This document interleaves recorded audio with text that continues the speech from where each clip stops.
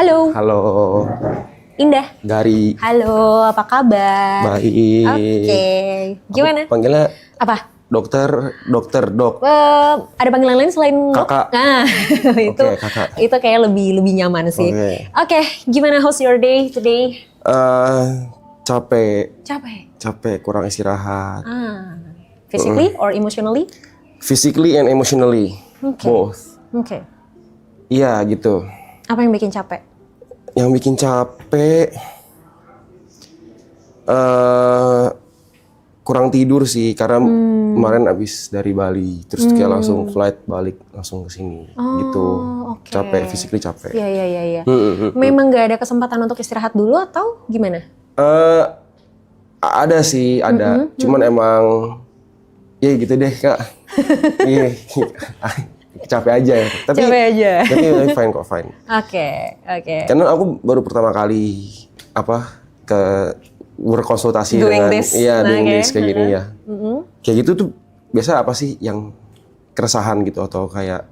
Sebenarnya tergantung apa yang memang ada beberapa yang datang ya karena memang pengen nanya sesuatu yang mungkin jadi pertanyaannya selama ini, atau ada yang datang ya karena memang there's something yang memang mereka lagi rasain.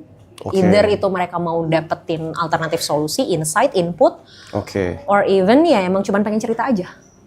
Gitu. So dari kamu ada yang mau diceritain atau ada sesuatu yang memang mau ditanyakan? Ada.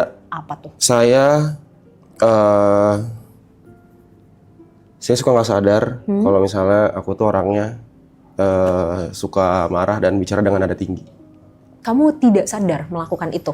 Tapi setelah ngelakuin itu jadi sadar, kayak oh nggak boleh gitu. Oke. Di momen apa kamu menyadari bahwa kok gue ngelakuin itu ya tadi? Di momen ada sejak temen ada yang kasih tahu gitu, yang kayak maksudnya kayak tapi lu sering marah-marah tahu gitu. Kayak gitu, kayak kadang kalau nggak ke temen, ke pasangan, ke orang tua pun kadang begitu juga. Jadi kadang kayak suka berdebat gitu loh, kayak terus nadanya tinggi gitu. Jadi kadang nggak enak buat didengar gitu. Awal mulanya berarti menyadari itu karena teman ngasih tahu. Satu itu, kedua dari penonton. Apa emang penonton bilang apa? Nada ger gitu. Kayak gitu. maksudnya kayak nggak enak didengar gitu. Oke. Dan akhirnya kamu menyadari itu? Menyadari. Cuman kadang ya masih sering nyeplos gitu, kayak ke-trigger gitu, gitulah kira-kira. Kira-kira ada sesuatu secara spesifik yang biasanya nge-trigger nggak? Perdebatan sih biasanya. Oke. Atau mungkin kayak aku orangnya nggak mau terima salah gitu. Sorry, perdebatan ini spesifik antara kamu dengan seseorang, atau kalau ada orang lain yang berdebat dan kamu merasa harus into, itu pun jadi bisa jadi trigger? Yang mana? Kayaknya kalau misalnya berhubungan dengan aku deh. Kalau itu berhubungan sama kamu? Iya gitu, kayak gampang kepancing. Mungkin sama sih kayak yang sebelum pasien yang sebelumnya. Kayak maksudnya kayak anger management gitu. Maksudnya kayak gampang ke-trigger, gampang emosi. Tapi ini bukan di sosmed gitu. Beda. Secara langsung? Iya, kalau misalnya kayak bacain hate comment sih enggak. Kayak komen-komen negatif itu aku nggak peduli. Iya, ini lebih ke interaksi secara langsung. Lebih ke interaksi secara langsung gitu loh. Kayak misalnya kayak apa sih itu, kayak jadi kayak maksudnya kayak nggak harus disampaikan dengan emosi gitu, nggak perlu dengan nada tinggi, sebenarnya bisa dengan nada yang baik aja, orang juga ngerti sebenarnya gitu loh. Padahal sebenarnya aku nggak punya maksud untuk seperti itu. Iya. Oke. Tapi kadang itu muncul secara natural aja. Iya, muncul secara natural. Oke. Tapi tadi kamu sempat bilang biasanya spesifiknya kalau misalnya memang ini berkaitan sama kamu. Betul. Khususnya ketika kamu ngerasa nggak sependapat gitu atau nggak setuju dengan hal itu, atau gimana? Iya, nggak setuju dengan hal itu. Oke. Apa yang kamu pikirin kalau misalnya ternyata ada orang yang mungkin nggak setuju sama pendapat kamu, atau? Sebenarnya nggak masalah sih, gitu loh. Misalnya apa ya? Bentar, lagi mikir dulu contohnya apa ya? Boleh. Kayak misalnya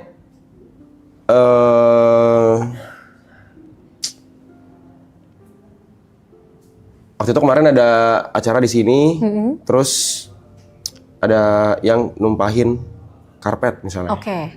bumbu kacang tumpah ke karpet gitu. Oh, oke. Memang nggak sengaja tuh, ya kan. Cuman karena aku orangnya suka bersih gitu, jadi kayak yaudah tuh aku langsung bersihin, Tapi pas aku lagi bersihin, tiba-tiba ada yang nyuruh ke belakang. Gitu. Padahal aku lagi ngebersihin nih karpetnya nih, dan aku nggak mau dibersihin sama orang lain karena orang lain nggak ngerti cara ngebersihinnya. Kayak gitu. Jadi aku lagi ngebersihin nih. Terus karena aku lagi ngebersihin, aku kesel nih ngebersihin, lagi ngebersihin. Terus ada yang manggil ke belakang, Ger, ayo ke belakang, ayo. Nah situ aku kesel, duar gitu, kayak gitu. Padahal bisa aja sebenarnya cuma ngomong kayak, bentar ya, lagi bersihin, bentar abis bersihin cabut ke belakang. Misalnya bisa aja kayak gitu. Cuman gara-gara kayak gitu jadi emosi kayak gitu. Kayak jadi nada tinggi gitu. Iya. Oke. Terus setelah akhirnya kamu nggak sengaja mengeluarkan nada tinggi itu, yang kamu lakuin apa abis itu? Mungkin orang yang ngajak ke belakang jadi kayak oke, marah nih gitu. Aku jadi lebih ke mencairkan suasana aja sih. Jadi menganggap itu kayak lebih kayak biasa aja gitu. Jadi nggak lagi marah loh gitu. Ini bukan lagi marah loh gitu. Untungnya kamu menyadari after itu bahwa kayak kayaknya harusnya tadi nggak perlu kayak gitu. Iya, betul. Ya, untungnya emang proses menyadarinya tuh cepet gitu loh, nggak terlalu lama. Ya. Oke. Gary, sorry kalau boleh tahu kamu di keluarga anak keberapa? Kedua. Anak kedua. Punya adik? Kakak satu. Kakak satu. Oke. Ini kalau nyaman ya, kalau tidak nyaman untuk menjawab nggak usah. Hubungan di keluarga seperti apa? Baik. Tinggal serumah. Cuman karena di sini aja jadi pindah ke sini gitu. Masih tinggal serumah sekeluarga. Boleh mendefinisikan lebih luas nggak baiknya itu seperti apa? Kalau ada yang ulang tahun makan bareng, terus setiap pagi pasti sarapan bareng. Karena di sini aja enggak ya gitu. Karena kan masih tinggal di rumah, pasti tiap hari makan bareng. Karena kan aku juga cenderung kerja di rumah. Orang tua juga dua-duanya kerja di rumah. Jadi dekat sebenarnya sama orang tua, gitu, kayak sering ngobrol, sering apa gitu. Tapi gitu yang namanya dalam rumah. Pasti kan ada tuh perdebatan gitu ya dalam rumah gitu kan, misalnya apa gitu loh, pasti ada aja lah, mau hal-hal kecil lah, misalnya cuman kayak piring kotor nggak ditaruh di balik di meja di tempat cucian kayak gitu kan, hal-hal yang bisa terjadi di rumah gitu. Betul. Nah, sorry aku potong. Kalau ada perdebatan kayak gitu di rumah, apa yang terjadi? Kalau udah sampai berdebat biasanya adalah aku pasti berdebat tuh. Aku pasti ikutan. Tapi aku lama-lama akhirnya aku kayak sadar aku untuk lebih diem aja. Aku bakal nyautin dulu tuh. Aku bakal nyautin dulu. Terus biasa sama mama sih. Bisa sama mama. Kalau papa pasti diem gitu. Sorry, papa berarti lebih diem? Dia kalau debat tidak menanggapi. Dia menanggapi dengan diem. Dia nggak ngomong gitu. Nah dari situ aku juga berpikir kayak, berarti kalau misalnya begini nih untuk menghentikan perdebatan, caranya diem. Dengan diem berarti perdebatan selesai. Kalau diladenin terus, lanjut terus. Ngadu terus, nggak ada habisnya gitu. Kalau kakak gimana? Kalau kakak nggak gimana sih, biasa aja sih. Laki-laki apa perempuan? Sorry. Perempuan. Kakak perempuan. Kalau dia sebenarnya lebih asik dengan dunia diri sendiri. Kayak gitu, dia kayak ada kerjaan sendiri, lebih sering di kamar, walaupun sering di rumah juga gitu. Tapi tetap masih ngumpul gitu, masih nggak ada masalah sih. Masih sering ngejalanin rutinitas keluarga bareng-bareng masih, ya? Masih. Kayak makan bareng nih. Oke. Kamu pernah nggak, misalnya kamu lagi pengen sesuatu di keluarga kamu gitu, terus ketika kamu pengen tapi kamu belum bisa dapetin, biasanya respon kamu seperti apa?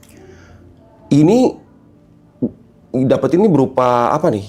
Apapun, misalnya kamu pengen beli sesuatu. Barang atau afeksi atau... apapun, bisa barang bisa afeksi. Boleh nggak dua-duanya dijelasin? Mungkin dulu sih. Kayak waktu zaman sekolah lah, mungkin kayak 10 tahun yang lalu gitu kali ya. 10 tahun, belasan tahun yang lalu lah gitu, zaman SMP SMA gitu lah ya. Ya mungkin gara-gara kayak misalnya ngelihat temen, misalnya kan di sekolah nih temen misalnya pakai kendaraan baru lah misalnya apa, terus kayak ada rasa tuh pengen gitu misalnya, tapi orang tua nggak bisa ngasih. Tapi kalau sekarang sih udah nggak kayak gitu sih. Kita flashback di saat misalnya kamu pengen hal itu kayak tadi misalnya kendaraan, orang tua lagi nggak bisa ngasih. Nah, biasanya respon kamu gimana? Sadar diri sih. Sadar diri. Iya sih, nggak maksa sih. Nah, lebih tahu keadaan aja sih, kayak tahu keadaan dan bisa adaptasi aja. Kalau udah tahu kayak oh ya ini emang udah sadar kayak oh ini emang gue nggak mungkin bisa dapetin ini gitu. Kalau misalnya gue mau dapetin ya bukan dari minta dari orang tua, tapi gue dapetin sendiri gitu. Nada tinggi kamu ini terjadi juga di rumah nggak sih? Iya. Pendapat orang tua dan kakakmu gimana dengan nada tinggi kamu nih? Respon mereka gimana? Dibilangin sih, dibilangin gitu. Tapi biasanya dibilanginnya itu pas lagi momennya baik-baik aja tuh. Jadi kayak misalnya lagi makan, kayak misalnya mama bilang kayak, atau enggak kayak kakak bilang kayak, lu tuh suka marah-marah tahu, dia bilang kayak gitu. Sampai tapi kemarin kakakku bilang kayak, mungkin kayak mamaku juga sama gitu kali ya, mungkin kayak namanya ibu-ibu gitu kan mungkin ya. Tapi kayak kakakku tuh bilang kemarin ke aku, kayaknya love language lu sama deh kayak mama, dia bilang. Kayak apa tuh? Kayak marah-marah tuh love language lu dibilang gitu loh. Kayak sebenarnya kayak lu tuh marah-marah bukan karena lu emang pengen marah gitu, dia bilang kayak gitu. Cuman ya itu yang kakakku bilang ya. Misalkan dia mungkin sering melihat aku dan mama aku di rumah tuh berdebat hal-hal kecil bahkan gitu. Tapi ya kalau gitu aku lebih cenderung ya aku maksudnya di rumah aku tahu kan aku tinggal di rumah orang gitu kan, aku tetap masih lebih nurut gitu loh. Cuman kalau misalnya ada sesuatu yang aku anggap ini benar, tapi dianggap salah gitu, aku akan mempertahankan itu sebenarnya kayak gitu. Nggak bisa, ini harus begini gitu. I see. Somehow mungkin ini bisa berkaitan dengan ada beberapa orang yang merasa sulit untuk bisa keluar dari ekspektasinya gitu. Jadi kayak kalau di psikologi itu kita kenal istilah defense mechanism. Nah, tiap orang punya defense mechanismnya masing-masing dengan cara yang beda masing-masing. Ada orang yang defense mechanismnya itu namanya rasionalisasi. Yes, rasionalisasi itu semua tuh balik ke logika. Jadi semua tentang benar dan salah, gitu. Nah, kamu menurutku tipikal orang yang defense mechanismnya rasionalisasi. Ini akan keluar ketika kamu berada dalam kondisi tidak nyaman. Sesuatu yang bikin kamu gak nyaman, sesuatu yang kamu gak suka, sesuatu yang kamu rasa ini salah. Keluar tuh rasionalnya. Rasionalisasinya. Nah, rasionalisasi kamu keluar ini sehingga ketika ada orang yang menentang rasionalisasi kamu ini, responmu adalah tadi, impulsivitas secara emosional. No, enggak, gue gak suka, gak boleh teriak, salah satu bentuknya. Nah, defense mechanism ini adalah hal yang kita gak bisa ilangin. Ini sesuatu yang memang udah kebentuk, udah part of your personality. Ini defense mechanismnya ya? Yes. Bukan responnya ya? Iya, kebayang ya arahnya. Defense mechanismnya gak bisa diilangin, tapi responnya yang bisa diubah. Gitu. Jadi defense mechanismmu tetap rasionalisasi, it's okay. Nggak bisa ini bukan soal benar dan salah kalau defense mechanism orang. Tapi strateginya, the way kita respon, our defense mechanism itu yang kita harus cari.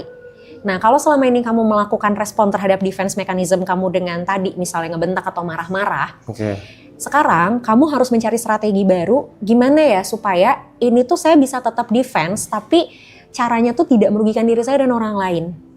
Gitu loh. Nah, itu mungkin PR kamu nanti bisa cari sendiri. Itu cari sendiri tuh. Karena kadang butuh trial error juga sih. Misalnya kalau biasanya kalau orang kayak gitu? Yang pertama yang aku bisa suggest ke kamu, kamu olahraga nggak? Olahraganya apa? Lari. Rutin. Itu sebenarnya jadi salah satu instrumen aku untuk melampiaskan emosi aku. Kalau aku boleh suggest, pilih satu lagi olahraga yang memang lebih mengeluarkan adrenalin. Karena kalau lari kan ya udah ya, maksudnya memang ya udah gitu. Olahraga bisa ngeluarin adrenalin, misal kayak entah Muay Thai atau sesuatu yang kamu bisa punch something. Gitu loh. Itu mungkin bisa jadi proses kamu regulasi emosi. Dengan harapan kalau nanti di olahraga tuh kamu udah keregulasi emosinya, ketika menghadapi situasi yang tidak sesuai ekspektasi kamu, di sini udah lebih tenang.